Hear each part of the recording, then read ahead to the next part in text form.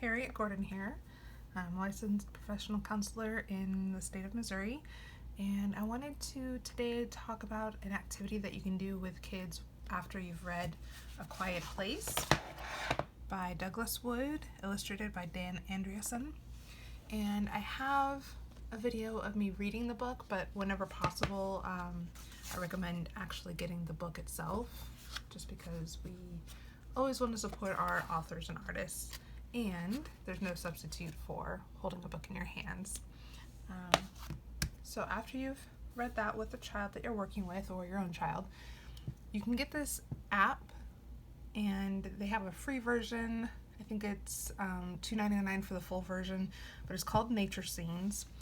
And I think these go together pretty well because some of the locations that are talked about in the book you can recreate the sounds of.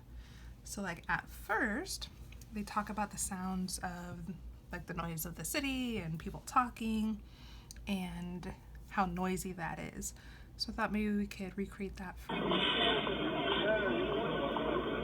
here.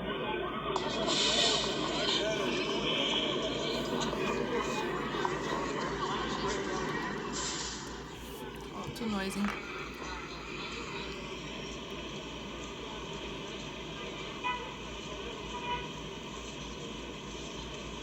You can hear people talking, you can hear horns honking. Pretty busy.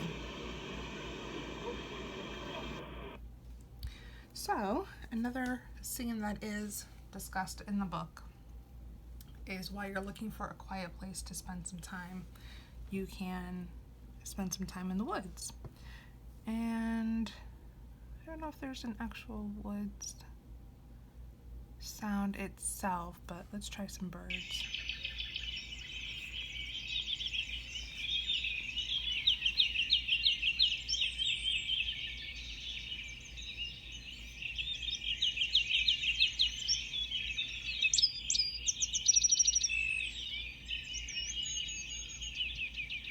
Oh, here's the forest. So if you want to turn all of the sounds off at the same time, you just push this button.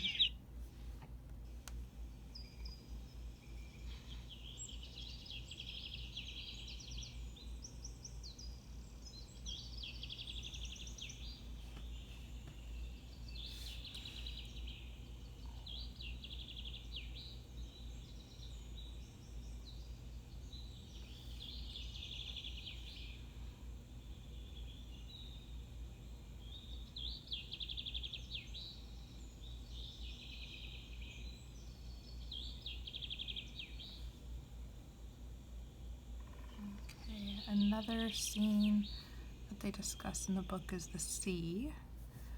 So let's see, waves.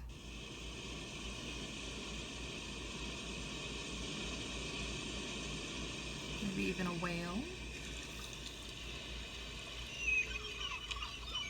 Oh, I hear the seagulls.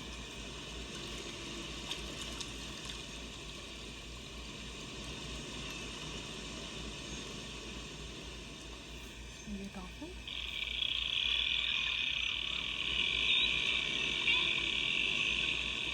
And then to really practice mindfulness through the sense of sound with this app, you can ask kids like, oh, do you still hear the whale sound?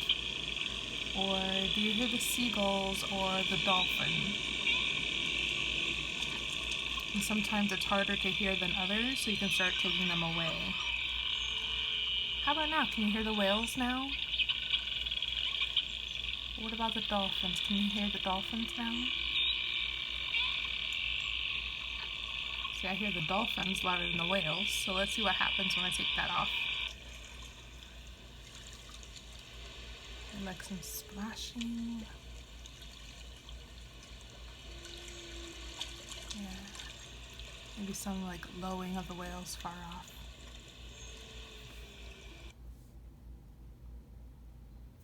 And now it's silence. Okay. Wind of the desert might be another.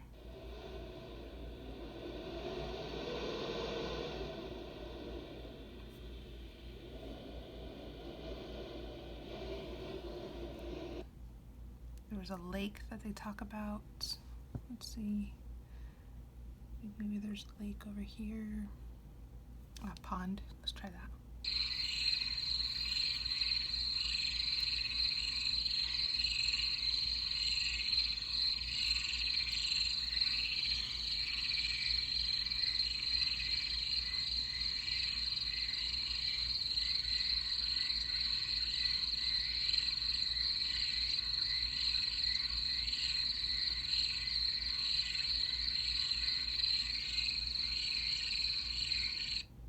I heard like some crickets or some kind of insects.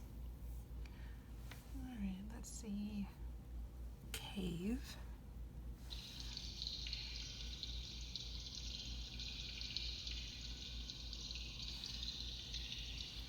Sounds kind of interesting. Kind of echoey. Some like water drops.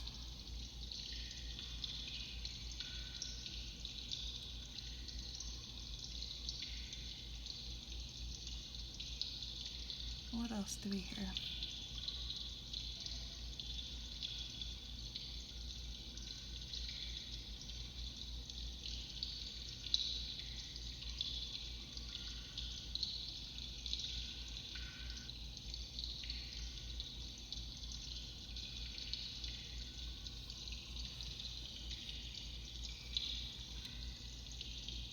Okay, and then after you've experimented a little bit with what you can hear out of the different scenes that are depicted in the book, you can also create your own.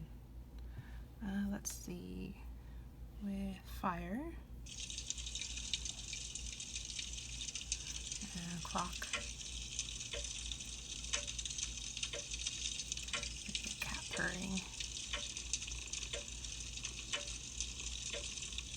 So that reminds me of a cozy, like a cabin. You can hear the clock. And maybe you're stroking a kitty cat on your lap by a fire.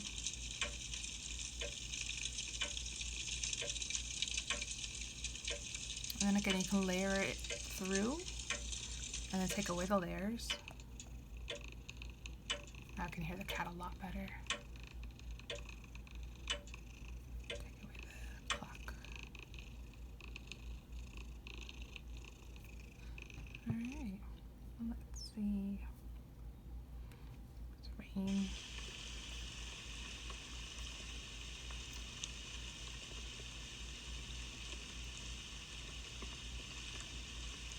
The wind chimes.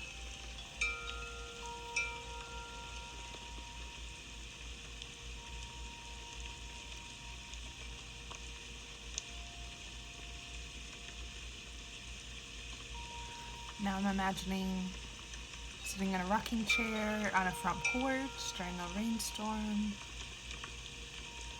And the wind's blowing the wind chimes. There's some thunder in there.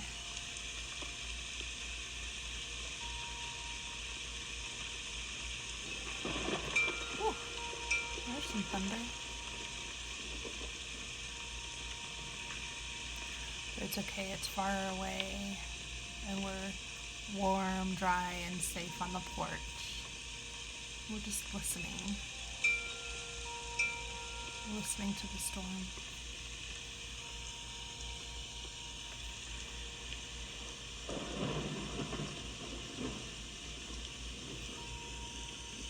Okay, so I think you get the idea. Really noticing non-judgmentally what our senses are telling us is the essence of mindfulness. And you can really hone in on the sense of sound. You can hone in on one sense at a time and use sound to pay attention, to notice the different layers, imagine or picture something that goes with the sounds, and just kind of see what comes up. All right, hope that's helpful. Thanks.